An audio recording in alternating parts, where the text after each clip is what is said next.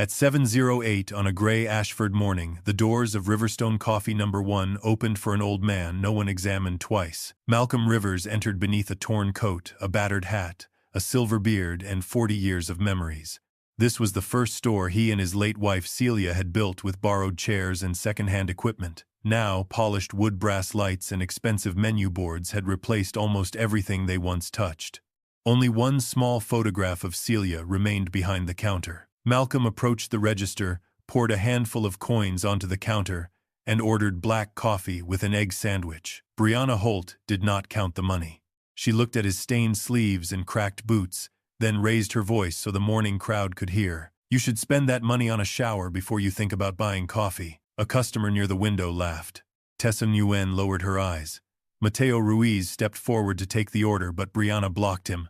Malcolm calmly pointed to the menu and said he had enough. Brianna swept up the coins, handed him a cold cup from beside the sink, and pulled an old sandwich from a tray marked for disposal. "Sit near the back door," she said. "Regular customers shouldn't have to look at this while they eat." Malcolm said nothing. He took the seat closest to the counter, unwrapped the sandwich and watched. Mateo quietly brought him 2 extra napkins. Brianna noticed immediately. "Those cost money," she snapped. Mateo said it was only 2 napkins, but Brianna gave him a thin smile. "Everything in this store has to produce profit, even kindness." She deducted the cost from the tip jar and returned to Tessa. Malcolm bit into the stale sandwich as Brianna opened a spreadsheet. "The transfer has to clear before closing," she said. Tessa's face tightened. "How much is left in the Celia fund?" Brianna barely looked at the screen. "Almost 300,000. Grant wants it emptied before the audit." Malcolm's hand stopped halfway to his mouth. The sandwich remained suspended between his fingers. The Celia Promise Fund had been created to provide meals, temporary housing, and job training for people with nowhere else to turn. No cashier should have known its balance. Tessa glanced toward the office door. "What if the founder notices?" Brianna laughed softly. "That old man only exists on posters now. Vivian says he doesn't even remember what he signs." Malcolm lowered the sandwich without making a sound. Brianna explained that the money would be routed through Brightline Community Partners before the end of the day. Malcolm knew that name. Brightline had recently been recommended by the executive office as Riverstone's next national charity partner. The proposal had arrived with glowing reports, urgent deadlines, and his electronic approval already attached.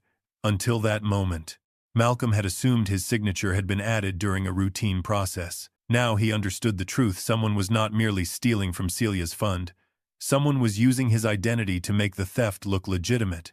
He slipped one hand inside his coat and pressed the button on a recorder hidden beneath the lining. Brianna leaned closer to Tessa and whispered, "Vivian Crow has already handled the board. Once Brightline receives the transfer, no one can trace it back here." At the exact moment Vivian's name left her mouth, the security camera above the counter rotated away. Its lens turned toward an empty wall, creating a deliberate blind spot over Brianna, Tessa, and the register.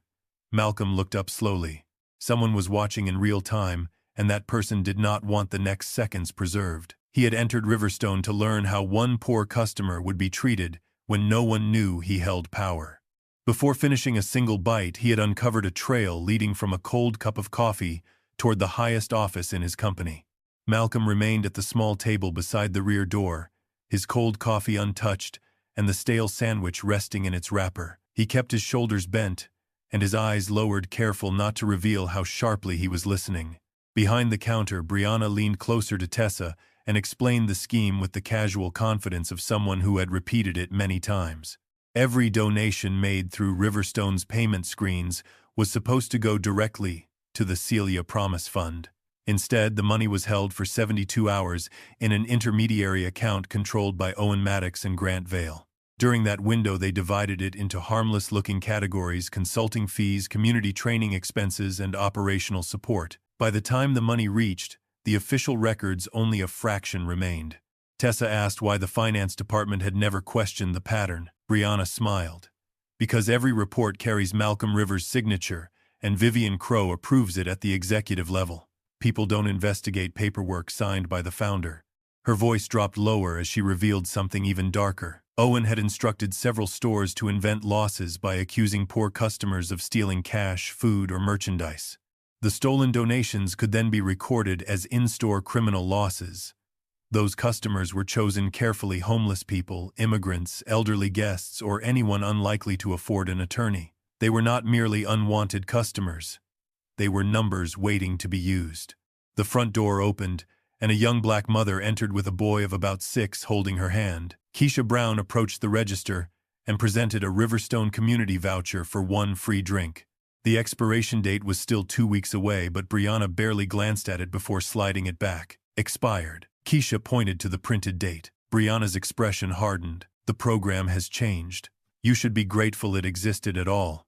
The child stared at the pastry case while his mother quietly explained that the voucher had been given to them by a family shelter. Brianna raised her voice, making sure nearby customers could hear. This is exactly why these programs get abused. Everyone thinks a charity coupon means they can demand whatever they want. Mateo's jaw tightened. Without saying anything, he warmed a cup of milk and placed it in front of the boy.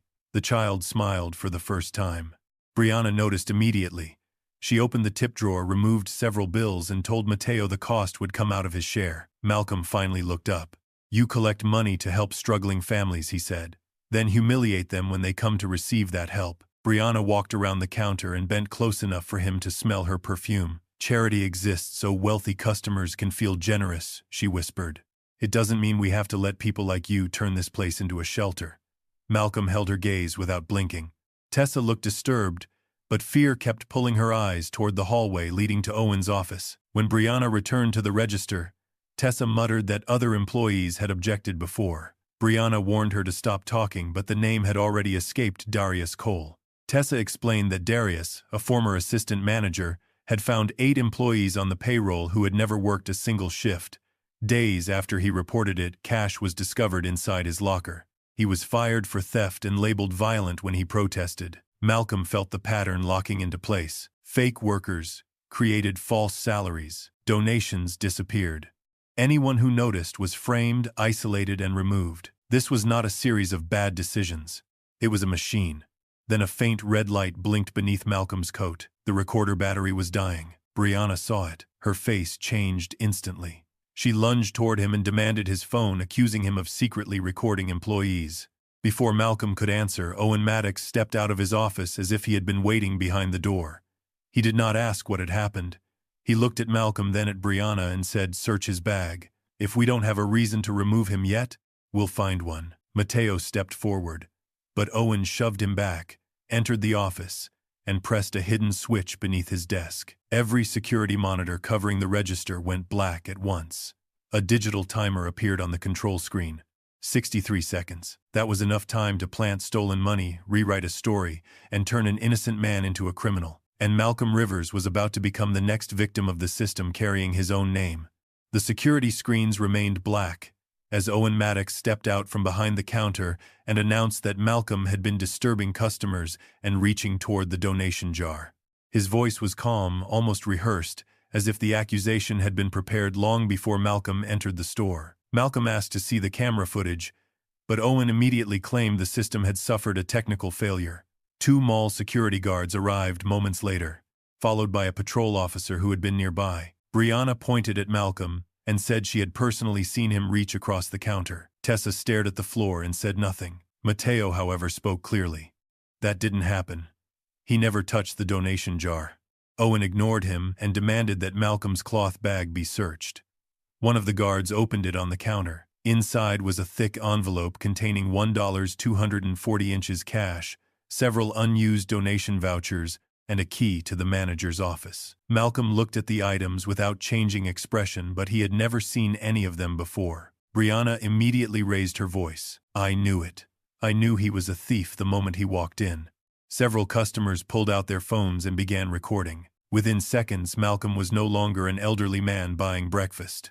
He had become a public spectacle surrounded by cameras, accusations, and people eager to believe the worst. Owen urged the patrol officer to remove Malcolm immediately. He did not want a detailed incident report, fingerprint testing, or even a formal inventory of the alleged stolen items. His only concern was getting Malcolm out of the store before anyone asked too many questions. That urgency caught the officer's attention. Malcolm slowly pointed to the envelope. Along one edge was a fresh lipstick mark, matching the dark red shade Brianna wore. There was also a damp coffee stain across the flap. Minutes earlier, Malcolm had seen Brianna spill coffee on her hand while coming out of the manager's office. "Seal the envelope," Malcolm said. "Test it." Owen's expression tightened. He quickly changed his position, saying Riverstone did not want to press criminal charges after all. He claimed the company only wanted Malcolm permanently banned from the property. The contradiction was obvious. If Owen truly believed Malcolm had stolen money and office keys, he would have demanded prosecution. Instead, he wanted a written record labeling Malcolm a thief without allowing the evidence to be examined. The goal was never to recover anything. It was to create a story that could be used against him later. As Tessa stepped away from the register, a folded sheet slipped from her apron and landed near Malcolm's shoe. At the top, he saw the words, "Loss Allocation Vulnerable Guests." Beneath the title were names, photographs, store locations, and personal descriptions of dozens of people: elderly customers, immigrants, homeless individuals, and struggling families. Notes beside their names identified who lived alone, who had no permanent address, and who was unlikely to hire an attorney. Malcolm felt a colder anger than before. The system did not merely frame employees who discovered fraud. It selected customers who could be blamed because no one expected them to fight back. Matteo pointed at Brianna and told the officer she had left the counter during the exact 63 seconds when the cameras went dark. Owen immediately suspended him for threatening a coworker. Tessa opened her mouth, but Brianna leaned close and reminded her that her younger brother worked the night shift at another store controlled by Grant Vale. Tessa's courage collapsed under the threat. Before Malcolm was escorted toward the entrance, he looked directly at her. "You don't have to save me," he said quietly, "but when you choose silence, make sure you understand who it protects." Owen photographed Malcolm and sent the image to all 22 stores in the district with a warning: "Dangerous theft suspect. Do not serve. Contact police if seen." Within minutes, the founder of Riverstone Coffee had been banned from his own company. Owen smiled as the doors closed behind him, never realizing that the man he had just humiliated still possessed access to every account, every server, and every buried secret they believed was untouchable. 3 blocks from Riverstone Coffee No. 1, Malcolm entered a secure apartment maintained by the company's legal department. The moment the door locked behind him, he removed the torn coat, peeled away the artificial beard, and placed the battered hat on the table. Lena Rivers was already waiting beside 3 open laptops, her expression hardening as her father described: the cold coffee, the planted money, the list of vulnerable customers, and the deliberate 63-second camera blackout. Beside her sat Caleb Stone, Riverstone's former director of data security, whom Malcolm had summoned without notifying anyone at headquarters. Lena immediately opened an independent auditing system she had designed 2 years earlier, a system Vivian Crow had ordered deactivated because it was supposedly too expensive. Within minutes, numbers began appearing across the screen. The Celia Promise Fund had not lost a few $100,000. At least $6.7 million had disappeared over 4 years. The money had passed through Brightline Community Partners before being divided among consulting firms, training companies, and charitable organizations that existed only on paper. Every transfer carried Malcolm's valid electronic signature. Lena stared at her father. "I warned you about Vivian." Malcolm answered that Vivian had worked beside him for almost 20 years and had helped guide Riverstone through 2 recessions. Lena's voice sharpened. "And you decided loyalty was the same thing as honesty." Malcolm reminded her that he could not manage 186 stores by treating everyone as a suspect. Lena closed one of the files and turned toward him. "You didn't need to suspect everyone. You needed to build a system where no one person could hide the truth alone." The words landed harder than any insult Brianna had thrown at him. Malcolm had spent decades believing that trust created loyalty, but he had allowed senior executives to control donations, investigations, surveillance footage, and disciplinary records without independent oversight. Vivian had not broken into the system from outside. She had grown powerful inside the space Malcolm had left unguarded. For the first time, he admitted that the corruption had survived, not only because others were dishonest, but because he had trusted reports more than the people those reports condemned. Caleb began tracing every use of Malcolm's electronic signature. Several transfers had been approved while Malcolm was undergoing heart surgery and could not possibly have accessed the system. Others were authorized during flights, public speeches, and medical appointments. The login trail did not lead to store number 1 or Grant Vale's regional office. It led directly to a computer inside Vivian Crow's executive suite at Riverstone headquarters. Lena then found an emergency board meeting scheduled for noon the following day. Its purpose was to review Malcolm's cognitive fitness and continued capacity to lead. Vivian intended to use the false transactions she had created as evidence that Malcolm had been making reckless decisions and later forgetting them. The scheme was brutally elegant. Steal his signature, use it to authorize suspicious transfers, then present those same transfers as proof that he was losing his memory. If the board suspended Malcolm, Vivian would receive temporary control of Riverstone. She could freeze his access, remove Lena as chief legal counsel, and authorize the sale of most of the company's stores to Redmont Capital. Caleb uncovered payments from Brightline to 2 consulting firms connected to Redmont. Money stolen from Celia's charity had not simply purchased homes, bonuses, and silence. It was financing the takeover of the very company that created the fund. Lena reached for her phone and said they needed federal investigators immediately. Malcolm stopped her. Bank records proved fraud, but they did not yet prove Vivian had personally ordered employees to frame customers, erase footage, and destroy witnesses. If they moved too soon, she would blame Grant Owen or a compromised account, then use the board meeting to remove Malcolm before the investigation reached her office. Caleb opened the security logs from store number 1. The 63-second blackout had not resulted from faulty equipment. Vivian's executive account had granted Owen temporary remote authority over the cameras less than 1 hour before Malcolm arrived. She knew exactly when the system went dark, and most likely knew what Owen intended to place inside Malcolm's bag. Malcolm looked at the old coat lying on the table. To catch Vivian, he would have to wear it again and continue pretending to be a man without influence, protection, or a name anyone feared. By noon the next day, Vivian planned to take his company from him. Before then, Malcolm had to make her believe the powerless old man she had targeted was still trapped inside her system. At 10:30 that night, Malcolm returned to the rear parking lot of Riverstone Coffee No. 1, wearing the same torn coat, battered hat, and artificial beard. The store had closed to customers, but the lights inside the manager's office remained on. Hidden behind a delivery van, Malcolm watched Owen and Brianna carry sealed boxes through the back door and load them into a dark SUV. Grant Vale arrived minutes later, dressed in an expensive overcoat and speaking with the cold authority of a man accustomed to being obeyed. Destroy the old payroll records before the audit, he ordered. Anything connected to Darius Cole, the fake hires, or the missing tips disappears tonight. Owen nodded while Brianna checked the parking lot nervously. Malcolm raised a miniature camera beneath his coat and captured every word. Before he could move closer, Mateo emerged from behind the garbage enclosure and whispered his name. The young barista had followed Owen after his suspension, hoping to learn what they were hiding. Mateo revealed that Tessa had been copying financial records, camera logs, and internal messages for months. She possessed enough evidence to expose the entire operation, but Owen held a recording proving that she had once helped create several non-existent employees in the payroll system. If she reported them, they would claim she had designed the fraud herself. She's terrified, Mateo said. She's a witness, but she's also part of what they did. Malcolm understood. Tessa was neither completely innocent nor beyond redemption. She had been forced into the machine, then helped keep it running long enough to become trapped inside it. Before Malcolm could ask where the copied files were stored, headlights flooded the parking lot. 3 police vehicles entered from different directions, blocking every exit.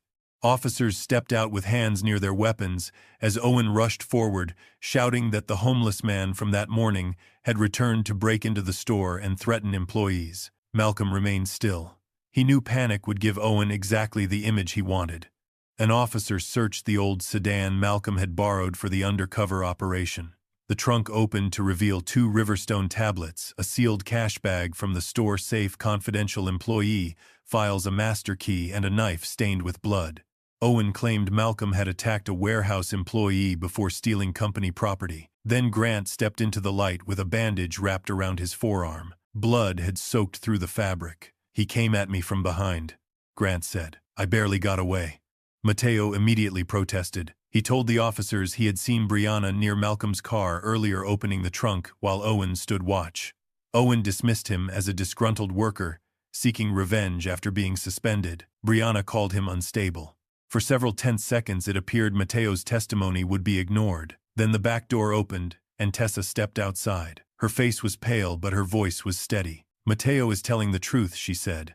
"I saw Brianna put those boxes in the car." The lead officer asked Tessa to repeat the statement for the official record. Grant moved beside her before she could answer. He lowered his voice, so only she could hear.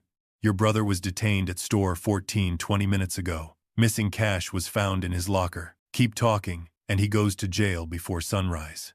The color drained from Tessa's face. She looked from Grant to Malcolm, then toward the waiting officers. "I was mistaken," she said. "It was dark. I didn't see who opened the trunk." Mateo stared at her in disbelief, but Malcolm recognized the expression on her face. It was not cowardice alone. It was the terror of someone watching the same weapon used against another person she loved. The officers turned Malcolm around and locked handcuffs around his wrists. Mateo shouted that they were arresting the wrong man, while Owen ordered him back inside. As Malcolm was led past Tessa, she deliberately stumbled into him. Her hand slipped beneath the edge of his coat, pressing a tiny USB drive into the inner pocket. "I'm not brave enough to say it in front of them," she whispered, barely moving her lips. "But everything you need is on that drive." Near the police car, Malcolm heard Grant making a call behind him. "We caught him," Grant said with satisfaction. "Tomorrow, we'll use this incident to prove Rivers is no longer mentally competent." Grant did not realize that Malcolm Rivers was the handcuffed man standing less than 10 feet away. The USB hidden inside Malcolm's coat might clear his name or prove that Riverstone's corruption had evolved into a conspiracy willing to send innocent people to prison. Malcolm was released before dawn. The knife, the cash bag, and the stolen tablets carried no trace of his fingerprints, and traffic camera footage showed Grant Vale cutting his own forearm beside the loading dock minutes before the police arrived. The trap had been elaborate but not flawless. Back at the secure apartment, Lena inserted Tessa's USB into an isolated laptop, while Caleb blocked every external connection. Thousands of files opened across the screen: fabricated employee records, altered timesheets, footage of Owen planting cash in lockers' orders, to erase camera footage lists of vulnerable customers, selected as easy scapegoats, recordings of Grant and Vivian, and complaint files that had been closed automatically before any investigator could read in them. Then Lena found the most dangerous file. Tessa had not merely copied the fraud, she had helped build it. 8 fake employees had been created under the names of dead relatives and immigrants who had already left the country. Tessa had entered the identities herself after Owen threatened to report her mother's immigration status and fire her younger brother. She had kept the system alive long enough to become part of it, then secretly preserved every instruction in the hope that one day she could destroy the people controlling her. Malcolm understood the problem immediately. Tessa was essential, but she was not innocent. If she testified, Vivian's lawyers would portray her as the architect of the entire scheme. The records revealed 49 employees who had been fired, forced to resign, or publicly branded as thieves after questioning the missing money. One name appeared again and again: Darius Cole.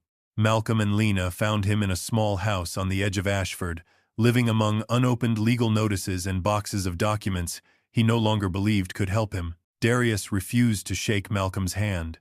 Riverstone had destroyed his reputation, cost him his marriage, and helped convince a family court that he was financially unstable. "You came because they stole your money," Darius said. "You didn't come when they stole my life." Malcolm did not defend himself.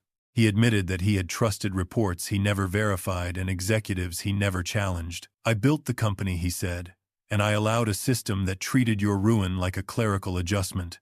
The honesty broke through Darius's anger. From beneath a loose floorboard, he removed a backup drive containing the last complete copy of Riverstone's payroll server. Caleb examined the drive and suddenly looked up. Vivian had issued an order to destroy the old data archive at midnight. Malcolm, Caleb, and Mateo raced to the abandoned Riverstone storage facility, but the doors had already been locked from inside. Smoke pushed through the roof vents. Men wearing Grant's security uniforms were feeding hard drives and paper files into metal burn barrels. Mateo crawled through a narrow ventilation shaft while Malcolm and Caleb forced open a side entrance. Inside, Mateo reached the backup rack and pulled free a compact server, but one of the guards spotted him. Alarms screamed. Flames spread across the floor as the guards fled with another case containing the financial ledgers. Malcolm had one clear choice: chase the man carrying the strongest evidence, or turn back for Mateo, who was trapped behind a collapsed shelving unit. He turned back without hesitation. Malcolm dragged Mateo through the smoke seconds before the room erupted in flame. Outside, Caleb told them the server had been destroyed. Mateo coughed, opened his coat, and produced a small hard drive he had hidden against his chest. One folder was still intact, Celia Acquisition Board votes. It contained not only proof of the stolen millions, but the names of the board members Vivian had already purchased. Malcolm finally knew who had betrayed him. But before he could expose them, Vivian intended to place him before the board and convince the entire company that he was nothing more than a confused old man losing control of his mind. The emergency hearing began inside Riverstone Coffee's executive boardroom beneath a wall-sized portrait of Malcolm Rivers, taken 20 years earlier. The irony was impossible to miss. Malcolm sat at the far end of the polished table, while Vivian Crowe stood beneath his photograph and calmly argued that he was no longer capable of leading the company he had built. Grant Vale, Owen Maddox, Brianna Holt, and attorneys representing Redmont Capital occupied the seats behind her. Vivian presented Malcolm's recent behavior as a pattern of mental decline, disguising himself as a homeless man being detained by police, entering restricted company property, conducting an unauthorized investigation, and making accusations against trusted executives without first consulting the board.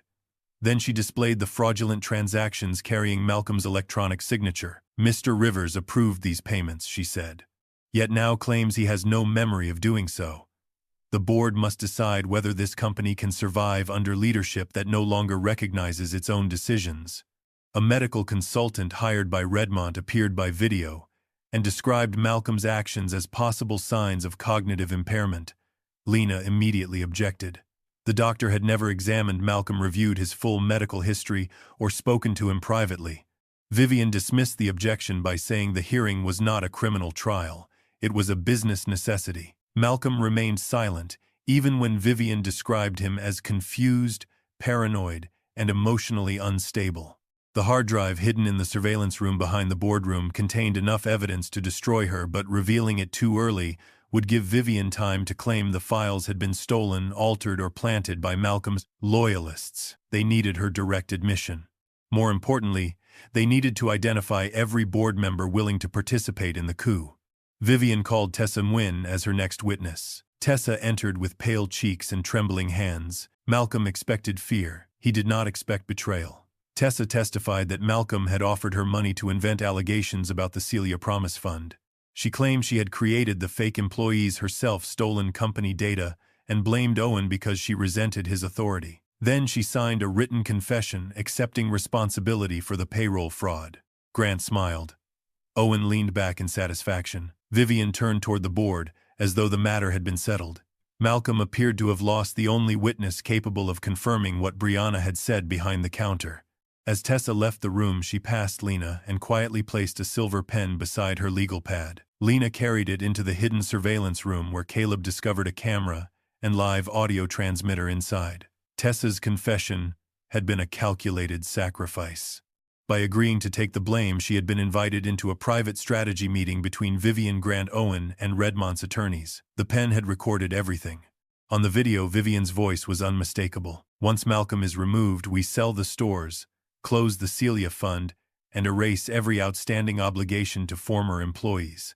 Another segment showed her ordering Owen to stage the theft at store number 1. Grant appeared next, pressing a knife against his own arm, while Vivian instructed him to make the wound look defensive. Tessa had captured the conspiracy from beginning to end. Lena wanted to broadcast the footage immediately, but Malcolm stopped her. "Not yet," he said. "Let them vote. If they interrupted now, several compromised directors could pretend they had never supported Vivian's plan." Malcolm wanted every betrayal recorded. The first ballots were counted. 6 directors voted to suspend Malcolm. 5 opposed the motion. Vivian needed only one final vote to seize temporary control of Riverstone. Before the deciding ballot was announced, an assistant entered and whispered into Vivian's ear. Her expression shifted. Malcolm Rivers, she was told, would soon appear at store number 1 to make a public apology to the employees he had supposedly harassed. Vivian glanced toward Malcolm's empty chair. While the board had been focused on the vote, he had slipped through the private surveillance corridor. He was already changing into the torn coat and battered hat one final time. Malcolm no longer intended to win the battle inside a sealed boardroom. He wanted the truth exposed at the same counter where a poor man had been humiliated because no one knew his name. Riverstone Coffee Number 1 had been transformed into a stage. Fresh flowers surrounded the entrance cameras, filled the sidewalk, and a polished banner welcomed Malcolm Rivers to the store where the company had begun. Vivian Crowe stood near the counter with several board members and reporters, preparing to announce that Malcolm would be taking an extended medical leave while she assumed temporary control of the company. Brianna had been instructed to smile, speak warmly about Riverstone's compassion, and pretend she had always treated customers with dignity. Owen rehearsed a speech about inclusion, community service, and the company's commitment to vulnerable families. Grant remained close to the door, watching the crowd while quietly messaging Vivian's lawyers. Everyone expected Malcolm to arrive in a black executive car. Instead, the door opened, and the same homeless man from the previous morning stepped inside, wearing the torn coat, battered hat, and silver beard. The conversation stopped for only a moment before Brianna pointed toward him. "You were banned from this property. Get out." Malcolm ignored her, walked to the counter, and emptied a handful of coins onto the polished surface. "Black coffee," he said, "and an egg sandwich." Brianna recognized him immediately. Her face tightened as she called for security. Malcolm calmly waited while photographers turned their lenses toward the disturbance unfolding in the middle of Vivian's carefully staged event. Brianna shoved a sandwich toward him, then changed her mind and snatched it back. "You don't get served here," she said. In front of the reporters, she threw it onto the floor. Grant stepped forward and announced that the man had previously stolen money, broken into company property, and attacked an employee. Malcolm looked past him toward Vivian. "Is this how Riverstone treats every poor customer?" he asked, "or only the ones who might embarrass the brand?" Vivian did not recognize the voice beneath the disguise. She moved closer with the controlled expression of an executive accustomed to speaking for cameras.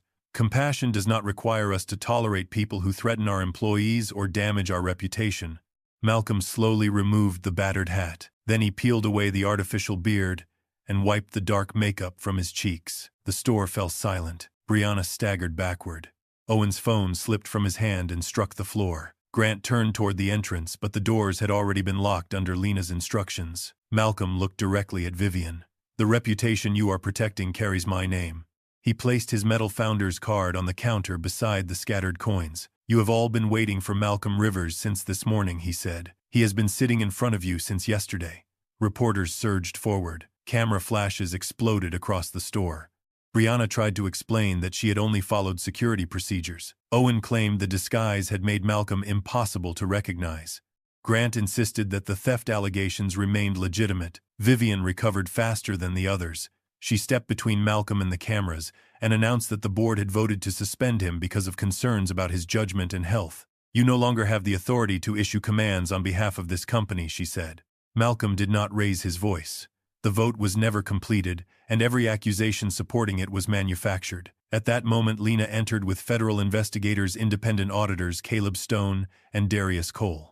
Former employees followed behind them, carrying copies of disciplinary reports, payroll records, and complaints Riverstone had buried. Vivian glanced at the investigators but continued smiling. She argued that Malcolm's evidence had been stolen, collected without authorization, and therefore could not be trusted. "Whatever files you think you have," she said, "were obtained illegally and can be challenged." Tessa stepped out from the crowd. Her hands were shaking, but this time she did not look away. She placed the silver camera pen on the counter between Vivian and Malcolm. "Then let's begin," she said, "with your own confession." The disguise was gone. Now every accomplice in the room had to choose whether to keep protecting Vivian or survive by exposing everyone else. Riverstone Coffee Number 1 was sealed to the public and transformed into an improvised hearing room. Reporters crowded behind the glass. Federal investigators stood near the doors, and current and former employees filled every available seat. Lena connected Tessa's camera pen to the main display. The footage began without music, commentary, or editing. Vivian Crowe appeared clearly on the screen, ordering security footage, erased, instructing Owen to stage the theft, approving the fake employee records, negotiating payments for board votes, and discussing the sale of Riverstone to Redmont Capital. In one recording, she described Malcolm's undercover visit as the perfect opportunity to portray him as unstable. In another, she instructed Grant to wound himself and claim Malcolm had attacked him, Then came the sentence that silenced the room. Once Malcolm is removed, we sell the stores, close the Celia Fund, and erase every obligation to former employees. Vivian watched herself speak those words, but her expression barely changed. She immediately claimed Grant had deceived her, and that every approval she had given was merely procedural. Grant reacted by unlocking his phone and handing investigators a chain of messages in which Vivian personally ordered the transfers, selected the shell companies, and approved payments to compromised board members. Owen then blamed Grant for designing the entire operation. Brianna turned on Owen, shouting that he had forced her to plant evidence and threaten workers. Within minutes, the alliance that had protected them for years collapsed. Each accomplice began revealing the other's secrets, not because they had discovered remorse, but because survival suddenly mattered more than loyalty. Tessa stepped forward before anyone could use her as the convenient center of the scandal. She admitted that she had created false payroll records, remained silent, while vulnerable customers were humiliated and accepted bonuses funded by stolen money. Her voice shook, but she did not ask for forgiveness. "They threatened my family," she said. "That explains why I was afraid. It does not erase what I did." Mateo confirmed that Owen and Grant had controlled her through threats against her mother and younger brother, but he also warned the company not to make Tessa the final scapegoat while executives escaped behind expensive lawyers. Darius Cole entered with a group of former employees. One by one, they described cash planted in lockers, disciplinary records rewritten overnight, medical benefits canceled without warning, and accusations of violence created to silence complaints. Keisha Brown then played a video recorded on her phone, showing Brianna rejecting her son's valid assistance voucher and calling the program a privilege for people who knew their place. The evidence proved that Riverstone's corruption had never been limited to accounting. It had become a culture that converted poverty into suspicion and vulnerability into profit. Lena displayed the final audit. The missing amount was not $6.7 million. Across 22 stores, the network had stolen $14.2 million. More than $3 million had been used to purchase board votes, finance the Redmont transaction, and fund legal strategies designed to remove Malcolm. 83 customers had been falsely recorded as suspected thieves, so stolen donations could be disguised as criminal losses. Several had been questioned by police. Some had lost housing opportunities or jobs because those accusations remained in background records. Vivian moved toward the exit, but two investigators blocked her path. She turned to Malcolm with anger, replacing her composure. "You are responsible too. You built this system and abandoned it." Malcolm did not argue. "Yes," he said. "That is why I will not simply remove you. I will dismantle every structure that ever made you untouchable." Vivian, Grant, and Owen were arrested. Brianna was detained for evidence, tampering false statements, and her role in framing customers and employees. Everyone expected Malcolm to reclaim his authority immediately. Instead, he faced the board and announced that he would step away from leadership for 6 months, while an independent commission examined not only the criminal's actions but his own failures of oversight. The room fell silent again. Justice, Malcolm understood, could not mean punishing only the people caught holding the stolen money. It had to prove that even the founder's power stood beneath accountability. 6 months later, Riverstone Coffee No. 1 reopened without a ribbon-cutting ceremony, celebrity guests, or speeches about redemption. The store looked familiar, but almost everything behind the polished counter had changed. Vivian Crow had been indicted on charges of embezzlement fraud, electronic signature forgery, bribery, and obstruction of justice. Grant Vale and Owen Maddox had agreed to cooperate with prosecutors, but cooperation did not erase the evidence they had planted, the witnesses they had threatened, or the lives they had damaged. Brianna Holt pleaded guilty to making false statements, participating in evidence tampering, and enforcing a pattern of discriminatory treatment against vulnerable customers. Riverstone refused to present her as the single villain responsible for a scandal designed by executives far above her. Tessa Nguyen received a reduced sentence because she had preserved the records and eventually exposed the conspiracy, but she was still required to return every illegal bonus, complete community service, and apologize publicly to the people she had helped harm. Fear explained her choices. It did not erase them. The Celia Promise Fund was transferred to an independent nonprofit organization with no financial ties to Riverstone's executives or board members. Employee tips now moved directly into individual accounts and could no longer be touched by store managers. Branch supervisors lost the ability to delete, redirect, or alter security footage. Any interruption in a camera feed automatically triggered an alert to an outside auditing firm. Accusations of theft had to be reviewed by an independent investigator before police could be contacted or a customer's name entered into company records. The cases of 49 dismissed employees were reopened. 83 customers, falsely labeled as suspects, received written apologies, corrected records, and compensation. Whistleblowers could now report misconduct outside their management chain. Every board member had to disclose financial interests, and the founder and executive team were subjected to the same audits as hourly employees. Darius Cole was invited to join Riverstone's new ethics council, but he refused until the company corrected every damaged employment file and compensated all victims, not only him. When those conditions were met, he accepted. Mateo Ruiz became manager of store number 1 after an independent hiring process. He did not receive the position as a reward for loyalty. He earned it by proving that kindness and accountability could exist in the same room. On reopening morning, Malcolm arrived in an ordinary coat. There was no security detail waiting outside, and no carpet leading to the door. He entered quietly and stood in line behind Keisha Brown and her son. The boy held the same type of community voucher Brianna had once rejected. Mateo accepted it without making a speech, asking intrusive questions, or treating the family like a charity display. He prepared their order and thanked them exactly as he would any other customers. That simple dignity meant more to Malcolm than any public apology.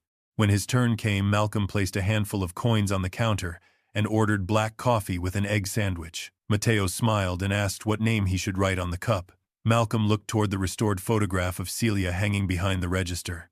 "Write Celia," he said. Mateo handed him the cup. Beneath Celia's name was the sentence now printed on every Riverstone cup: "Dignity is not determined by the ability to pay."